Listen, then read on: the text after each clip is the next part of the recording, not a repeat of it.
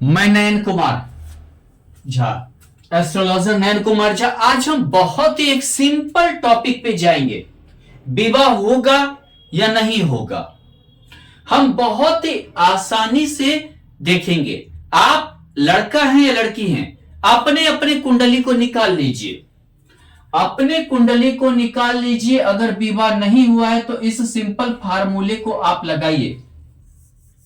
आप इस सिंपल फार्मूले को लगाइए कि आपका जो है विवाह होगा नहीं होगा, ये आप आसानी से जान सकते हैं। अगर आप लड़का हैं तो आप अपने कुंडली में चंद्रमा को देखिए।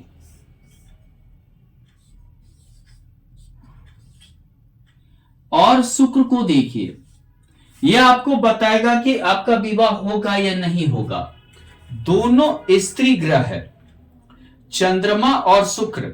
लड़के के कुंडली में ये दोनों पापी ग्रह के साथ न स्थित हों, ये दोनों पापी ग्रह के साथ स्थित ना हो, चंद्रमा और शुक्र। यह आपको बताएगा कि आपका विवाह होगा या नहीं होगा। अगर आप लड़की हैं तो आप अपने कुंडली में मंगल को और इस गुरु को देखें। ये किसी पाप ग्रह, पाप कर्तरी इत्यादि में ना हो तो आप ये अगर है तो आपका विवाह होने का योग नहीं भी बन सकता है। दूसरी बात, तीसरा, सप्तमेश यानी सप्तम कारक,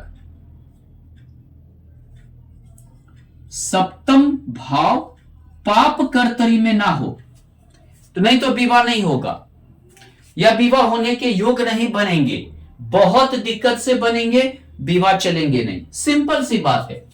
जैसे अगर आप अपनी कुंडली में देखें, किसी लड़के की कुंडली है, कहीं भी कुंडली के किसी भी भाव में, चाहे वो कोई भी भाव हो, आप अगर देख रहे, मान लीजिए इस भाव में चंद्रमा शनि या राहु किसी के साथ, किसी पाप ग्रह के साथ बैठा है, सूर्य के साथ भी, और मान लीजिए कि जो है शुक्र यहां है, यह भी किसी पाप ग्रह के साथ बैठा है, चाहे राहु के साथ हो, सूर्य के साथ हो, मान लीजिए ऐसा है, उस लड़के के विवाह में समस्याएं आएगी, दिक्कत आएगी, विवाह नहीं भी हो सकता है।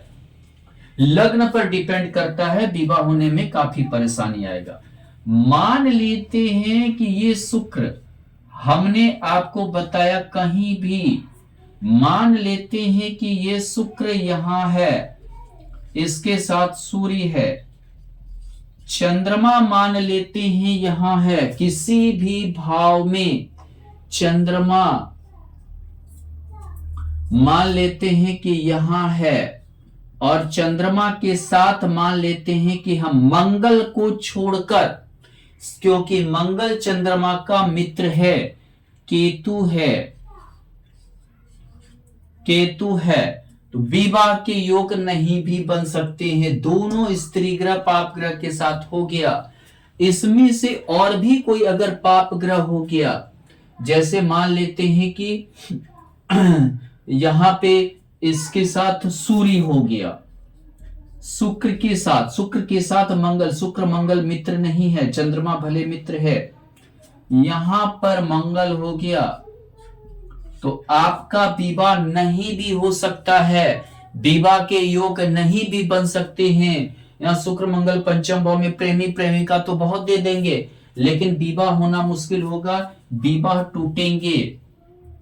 दूसरी चीज क्या है, अगर मान लीजिए कि शुक्र के साथ कहीं भी लड़के के कुंडली में अगर यहां शुक्र है लेकिन इसके साथ राहु है, और यहां मान लीजिए कि सूर्य और चंद्रमा है, तो बदनामी के कारण विवाह ही नहीं होगा। शुक्र राहु बदनामी करवाता है, विवाह ही नहीं होगा। दोनों स्त्री ग्रह चंद्रमा और शुक्र पापी ग्रह के साथ नहीं होना चाहिए, नहीं तो विवाह नहीं होगा। विवाह में देरी होगी, विवाह काफी अड़चन के बाद होगी, वैवाहिक जीवन अच्छा नहीं गुजरेगा। अगर इसी प्रकार से अगर आप लड़की हैं, आपके कुंडली में मंगल मान लेते हैं राहु केतु के साथ, राहु के साथ है, और गुरु मान लेते हैं यहां पर केतु के साथ है, कहीं भी कुंडली में कहीं भी अगर ये स्थिति बन रहा है तो आपके विवाह में समस्याएं आएगी। लड़की हैं तो काफी समस्याएं आएंगी, हो सकता है विवाह के योग ना भी बने, ना भी हो आपका विवाह। इसी प्रकार से मंगल अगर अस्त है आपका, सूर्य के साथ क्या है, अस्त है, मान लेते हैं यहां मंगल है, हालांकि यहां तो मांगलिक भी हो गया, यहां सूर्य के साथ अस्त है, और गुरु यहां पर शनि के साथ है, कहीं भी कुंडली में शनि के साथ है, दोनों पाप ग्रह के साथ हो गया, इसके साथ मान लीजिए और राहु, एक और पाप ग्रह चढ़ गया, विवाह नहीं होगा, विवाह में बहुत देरी होगी, काफी अड़चने होंगी, फिर भी वैवाहिक जीवन अच्छा नहीं चलेगा। कुंडली में ये योग कहीं भी बन गया तो आपके विवाह में अड़चन, विवाह नहीं होने के योग को दर्शाएगा। चलिए अब हम दूसरी चीज पर एक चीज और हम गौर करते हैं, गौर ये करते हैं पाप कर्तरी योग। पाप कर्तरी कहने का अर्थ है सप्तम भाव, इस भाव को कहते हैं सप्तम भाव, जो विवाह का होता है लड़का और लड़की दोनों के लिए। ये अगर पाप कर्तरी में है, कहने का अर्थ है इसके ठीक द्वादश, दूसरे माने बगल वाले भाव में सूर्य है, और इसके ठीक यहां पे मंगल राहु शनि कुछ भी है, ये पाप कर्तरी हो गया। यानी कि इसके ठीक पाप ग्रह होना चाहिए, इसके ठीक द्वादश भाव में पाप ग्रह होना, इसके ठीक द्वितीय भाव में पाप ग्रह होना। ये पाप कर्तरी में होने से विवाह के योग नहीं बनते हैं। विवाह के अगर हो भी गया तो वैवाहिक जीवन अच्छा नहीं चलेगा। ऐसे में कोई भी पाप ग्रह हो, जरूरी नहीं है सूर्य मंगल।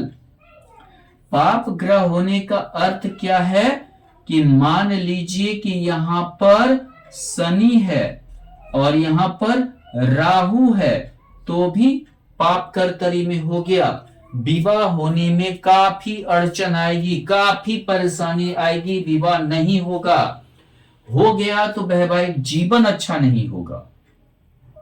इसी प्रकार से अगर मान लेते हैं कि पंचम भाव हमें बताता है विवाह का लगना, ये होता है 1 2 3 4 5 पंचम भाव।